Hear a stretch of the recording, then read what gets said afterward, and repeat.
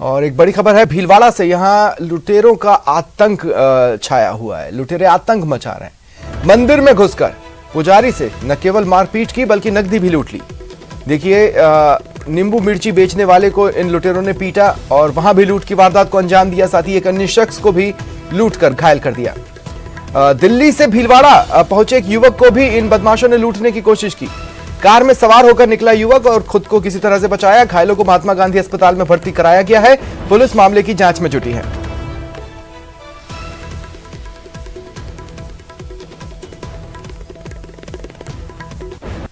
ये बड़ी खबर है। आमजन में विश्वास पैदा करने की कोशिशों में पुलिस जुटी है।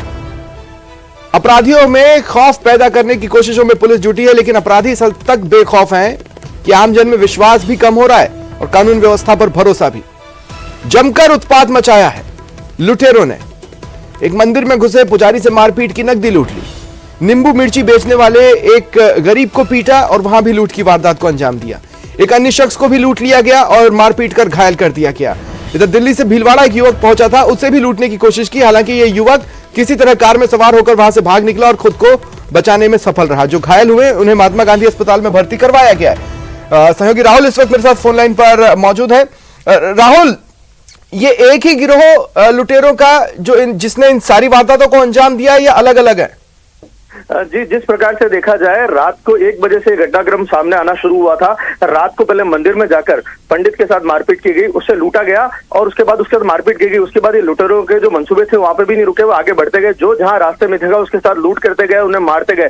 सबसे बड़ी बात यह रही कि ये लूट करने के बाद मारपीट कर रहे हैं, उनको गंभीर रूप से घायल कर रहे हैं। और यहाँ तक नहीं, ये सुबह तक नहीं रुके। जो नींबू मिर्ची बेचते हैं उनको भी मारा गया, उनको भी पीटा गया। जो प्रोसेस हाउस में जो लोग जाते हैं उनको भी अगर वो दिखे तो उनको भी मारा गया है और उनको भी लूटा गया है। इसमें 6 लोग घायल हैं, जिसमें 4 गंभीर रूप से घायल है, 2 को डिस्चार्ज कर दिया गया है। देखा जाए तो लुटेरों ने जो आतंक रात को मचाया तो आसपास के लोगों में, क्षेत्र के लोगों में भी डर व्याप्त हो गया है और पुलिस इस पूरे मामले की जांच में जुटी हुई है। सीसीटीवी फुटेज खंगाले जा रहे हैं ताकि लुटेरों की तलाश की जा सके। पर सबसे बड़ा सवाल ये उठता है कि जो पुलिस की गश्त है, जो रात्रि गश्त है, उसमें कहीं ना कहीं सवाल उठते हैं। अगर पुलिस रात को गश्त करी तो लुटेरे किस प्रकार से अलग अलग क्षेत्र में, अलग अलग थाना क्षेत्र में इस प्रकार का आतंक मचा रहे हैं।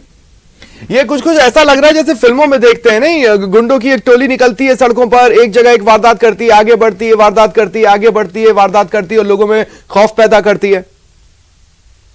सही हो रहा है। एक तरीके से देखा जाए तो साइको मेंटेलिटी के लोग ये देखे भी जा सकते हैं। लूट भी कर रहे हैं और गंभीर रूप से मारपीट भी कर रहे हैं, लोगों को घायल भी कर रहे हैं। उनको उसके अस्पताल, इतनी स्थिति उनकी खराब हो जाती है, उनको अस्पताल में भर्ती कराया जाता है और ये उसके बाद भी नहीं रुकना, लगातार आगे बढ़ते जा रहे हैं कि सुबह 5:30 बजे तक भी लोगों को इन्होंने लूटा है, मारपीट की है, डरा है। कई लोग अपनी जान बचा के भी भागे हैं और बचे हैं और कोई लोग नहीं बच पाए, उनको इन्होंने बुरी तरह मारा भी है।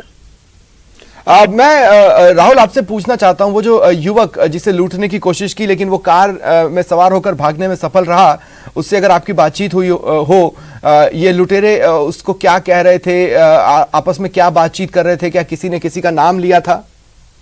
जी, उस युवक से वो युवक उसी जगह जब उन्होंने लूटने की कोशिश की तो वहां से फरार हो गया था।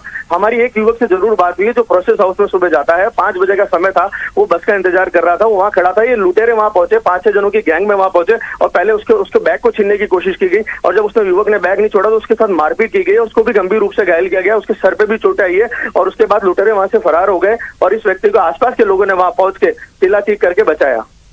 चलिए, शुक्रिया तमाम जानकारी के लिए।